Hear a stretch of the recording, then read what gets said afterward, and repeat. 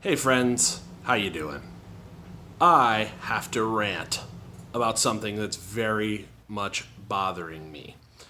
Number one, I've been hearing things go along as this election cycle gets closer and closer that people are, how do we say, throwing around the word socialism in reference to the Democratic Party and the Democratic candidates like it's Skittles. Like, I've heard socialism 80 times in the last 2 weeks in reference to policies, in reference to ideas, in reference to candidates. The only one who self declares as a socialist running as a Democrat right now is Bernie Sanders. And even then, a democratic socialist isn't a socialist because people don't understand what this term means. And so here's the grand point, and I want to emphasize this point. Calling something socialist and then saying socialism is bad, therefore that idea is bad, is not an argument. In fact, it's nonsense. The way you should evaluate ideas is by listening, thinking about the positive or the negative, what would actually be the benefit to humanity, is it something we should do or should not do based on its consequences, and if it's even possible to be done. And that should be it. Because here's the problem. Socialism has multiple definitions to multiple people. A lot of people are referring to Andrew Yang's universal basic income as a socialist policy. Okay, let's examine that. Socialism, by the textbook, is when the collective, meaning you or me or all of us, through our government and through how we govern ourselves, in our case, in the United States of America, that would be a republic, through the republic, take control over the means of production through government actions. That is socialism.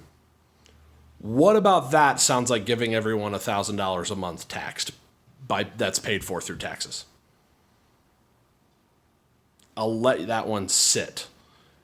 Nothing about giving people money or giving people a service is taking over the means of production. It is by definition not socialist. Here's what's worse. Everybody claiming this, including President Trump, don't know what socialism even means. And that guy's our president. They clearly don't know.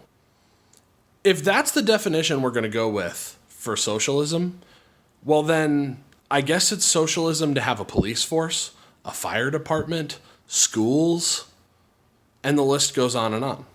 Now, I know that there are some people in my libertarian circles and conservative circles that would argue that school choice would be preferable in the non-socialist way, having some kind of government waiver where the government gives you a amount of money that you can then give to the school of your choice. That would be the non-socialist way, and allow schools to be private and run themselves.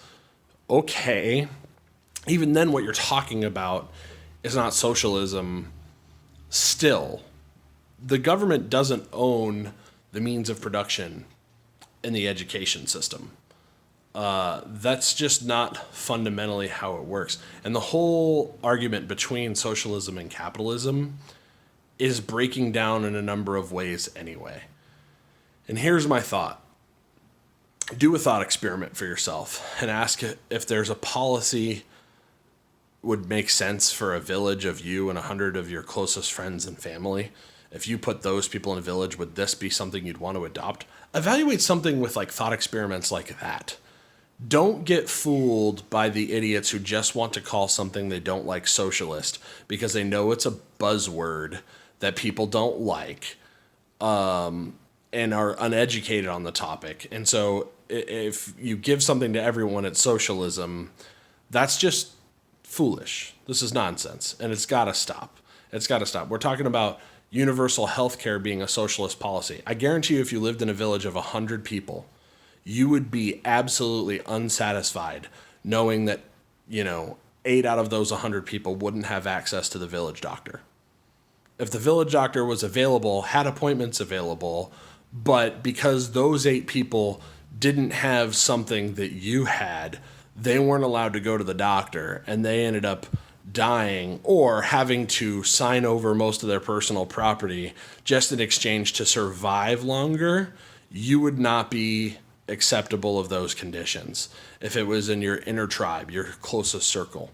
And so this is how we should think of our society as a whole. Just because there's 350 million of us doesn't mean that those aren't your fellow citizens, your fellow Americans. That's real patriotism. That's not socialist. That is being a good person, doing the right thing, and not being selfish. And if we have the means to do it, we should do it.